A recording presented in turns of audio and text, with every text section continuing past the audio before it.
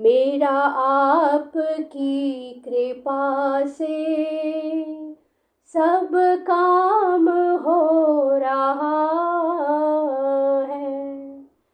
करते हो तुम कन्हैया, मेरा नाम हो रहा है। मेरा आपकी कृपा से सब काम हो रहा है। वेदों में भी कहा गया है कि अद्वैत होते हुए भी भगवान असंख्य रूपों में प्रकट होते हैं। वे उस वैदुर्य मणि के समान हैं जो अपना रंग परिवर्तित करते हुए भी एक ही रहता है। इन सारे रूपों को विशुद्ध निष्काम भक्त ही समझ पाते हैं। केवल वेदों के अध्ययन से उनको नहीं समझा जा सकता। वेदेषु दुर्लभम दुर्लभमात्म भक्तो।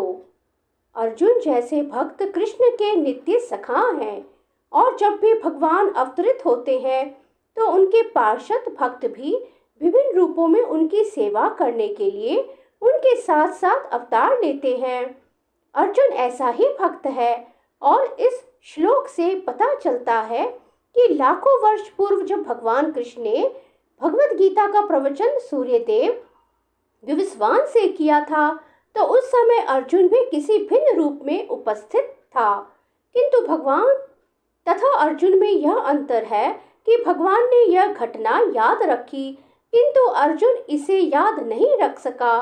अंश रूप जीवात्मा तथा परमेश्वर में यही अंतर है। यद्यपि अर्जुन को यहाँ परम शक्तिशाली वीर के रूप में संबोधित किया गया है जो शत्रुओं का दमन कर सकता है, किंतु विगत जन्मों में जो घटनाएं घटी हैं उन्हें स्मरण रखने में वह असक्षम है। अतः भौतिक दृष्टि से जीव चाहे कितना ही बड़ा क्यों ना हो, वह कभी परमेश्वर की समता नहीं कर सकता। भगवान का नित्य संगी निश्चित रूप से मुक्त पुरुष होता है किंतु वह भगवान के तुल्य नहीं होता।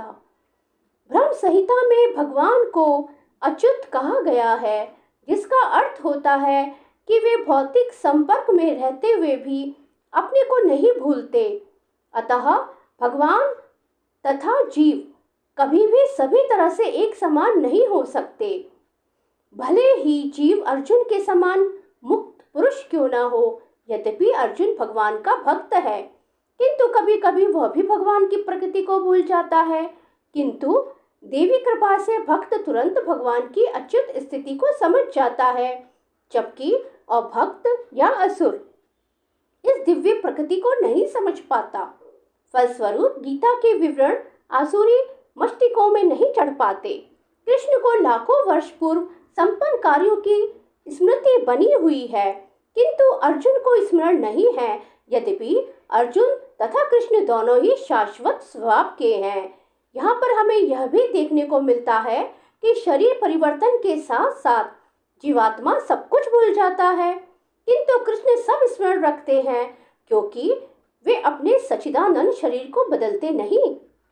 वे अद्वित हैं, जिसका अर्थ है कि उनके शरीर तथा उनकी आत्मा में कोई अंतर नहीं है। उनसे संबंधित हर वस्तु आत्मा है, जबकि बद्धजीव अपने शरीर से भिन्न होता है।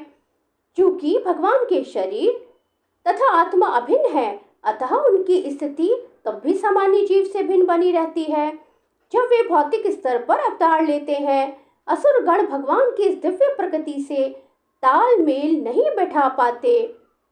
श्री भगवान कहते हैं, यद्यपि मैं अजन्मा तथा अविनाशी हूँ और यद्यपि मैं समस्त जीवों का स्वामी हूँ, तो भी प्रत्येक युग में मैं अपने आदि दिव्य रूप में प्रकट होता हूँ। श्री कृष्ण शरणं मम, श्री कृष्ण शरणं मम, श्री कृष्ण शरणं मम।